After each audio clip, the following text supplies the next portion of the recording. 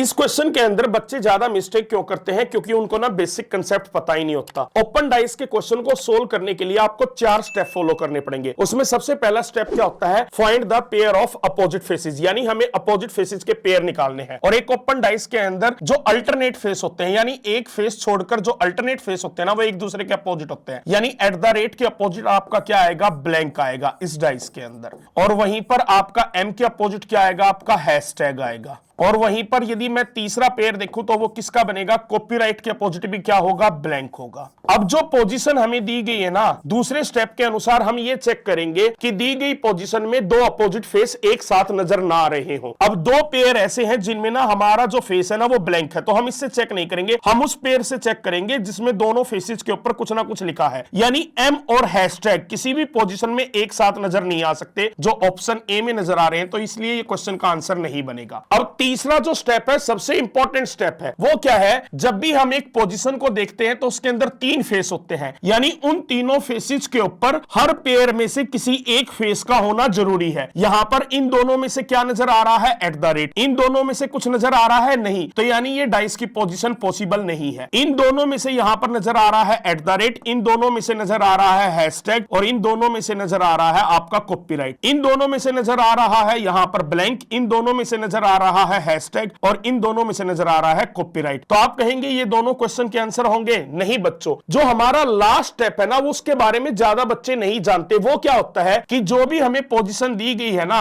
उसके अंदर जो फेसेस की डायरेक्शन होगी वो सेम डायरेक्शन हमारी दी गई ओपन डाइस में भी होनी चाहिए। यहां पर देखो फेसेस की डायरेक्शन है क्या? कॉपीराइट के बाद हैशटैग है और हैशटैग के बाद एट द रेट है। किसमें? क्लॉकवाइज डायरेक्शन में। इस यहां पर ओपन डाइस में देखना, कॉपीराइट के बाद हैशटैग और हैशटैग के बाद क्लॉकवाइज में क्या है? ब्लैंक है, एट द रेट नहीं है। इसलिए ये भी पोजीशन आपकी पॉसिबल नहीं है, क्योंकि ये यहां पर क्वेश्चन के अंदर किसमें दी गई है? एंटी क्लॉकवाइज में, यानी दोनों डायरेक्शन सेम होनी चाहिए। जैसे ऑप्शन डी में चेक करो, यहां पर फेसेस की क्लॉकवाइज में क्या डायरेक्शन है? कॉपीराइट हैशटैग ब्लैंक, और यहां भी क्या है? Copyright hashtag blank.